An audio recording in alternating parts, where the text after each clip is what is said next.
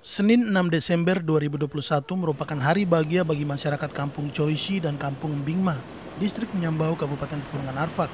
Karena program pemerintah untuk menyediakan listrik bagi masyarakat di pedalaman bisa terlaksana.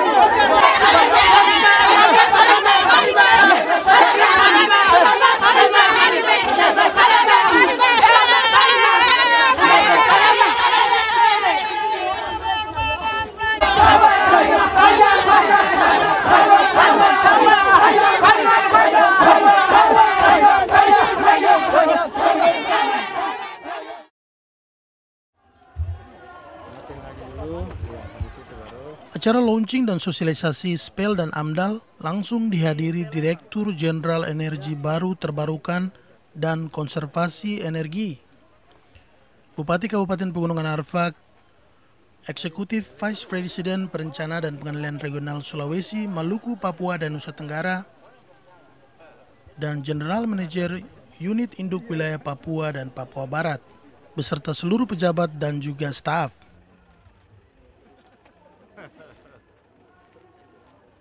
Untuk SPEL yang dibangun sebanyak 3 buah yang ditempatkan di Kampung Choisi dan juga Kampung Bingma dengan jumlah ABDAL yang diberikan sebanyak 70 buah dengan cadangan 24 buah.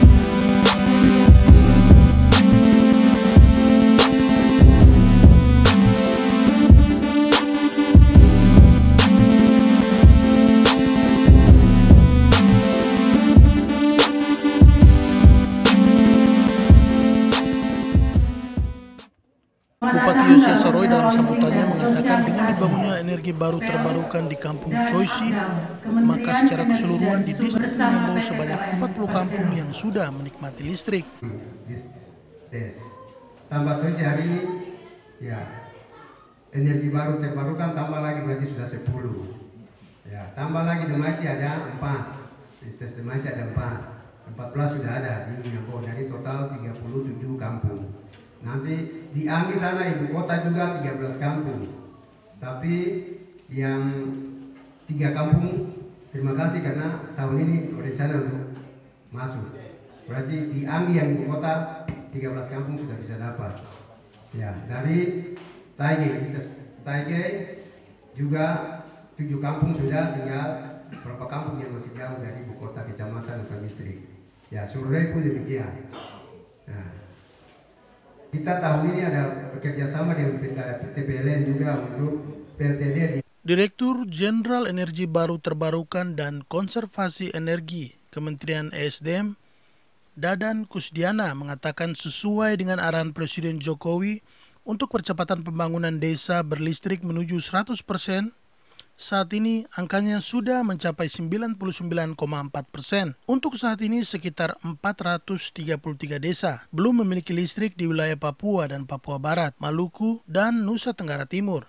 Sebanyak 138 kampung dengan pembangunan mini green dan 297 kampung lainnya akan menggunakan ABDAL dan SPEL, yang semua program tersebut adalah kerjasama PT PLN Persero dan Kementerian Energi dan Sumber Daya Mineral, Direktorat Jenderal Energi Baru Terbarukan, Konservasi Energi.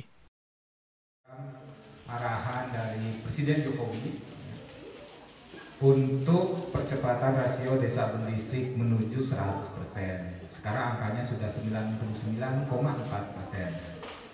Di mana masih terdapat 433 desa yang belum mendapatkan akses listrik di wilayah Papua, Papua Barat, Maluku, dan NTT. Dari 433 desa tersebut, sebanyak 138 desa diupayakan dengan perluasan listrik dan pembangunan mini grid. Itu yang nanti PLN biasanya. Jaringan yang ditambah seperti yang kita lihat tadi di kampung yang kami lewati.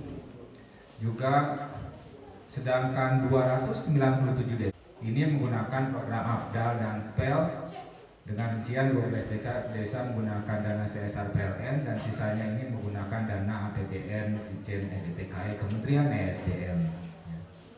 Nah, dalam pelaksanaannya memang ini kegiatannya dibagi dua. Kami dari Kementerian ESDM yang melakukan pengadaan yang ada di depan, ya, baterai dan juga lampu 3. Ya.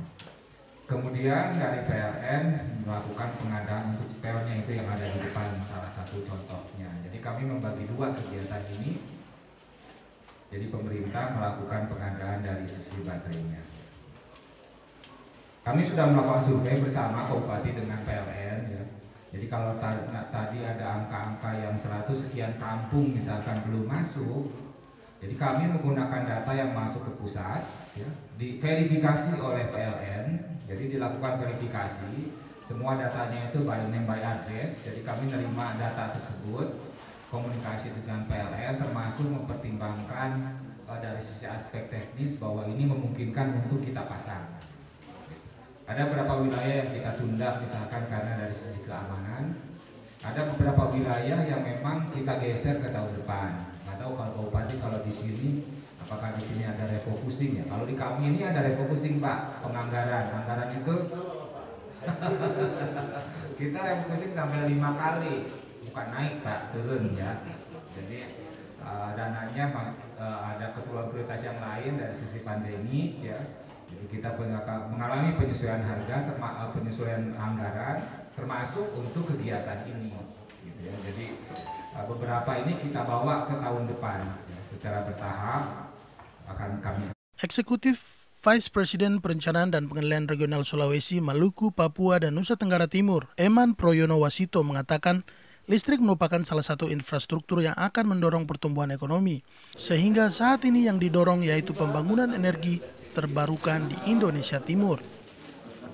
Yang ini bisa kumpul di sini dalam rangka untuk membangun kelistrikan khususnya di Kabupaten Gunung Arfak dan sekitarnya, di mana listrik ini menjadi salah satu infrastruktur yang akan mendorong pertumbuhan ekonomi dan kegiatan sosial lainnya.